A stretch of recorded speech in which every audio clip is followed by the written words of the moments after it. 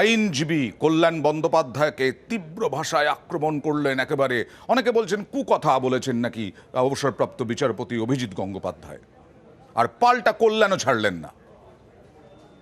একজন বিচারপতি রিজাইন করে কি এতে আসতে পারে না, রাজনীতিতে আসতে পারে না?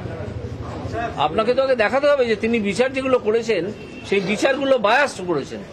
আমার তো এতগুলো সবসময় ডিভিশন বেঞ্চ গেছে, তারপর সুপ্রিম কোর্ট গেছে, কোনটা খারিজ হয়েছে? এরা মিথ্যে কথা বলে বেড়াচ্ছে কল্যাণ ব্যানার্জি এবং তার অন্য সাঙ্গপাঙ্গরা, যে আমার অনেক এই নাকি খারিজ হয়েছে। ওনাকে বলতে দিন, উনি নিজে বিচার ব্যবস্থার কলঙ্ক। কল্যাণ বন্দ্যোপাধ্যায় নিজে টিকিট পায় কিনা আগে দেখুন। কল্যাণ বন্দ্যোপাধ্যায় কি ভবিষ্যৎবাণী করতে শুরু করেছেন? করলে করুন না।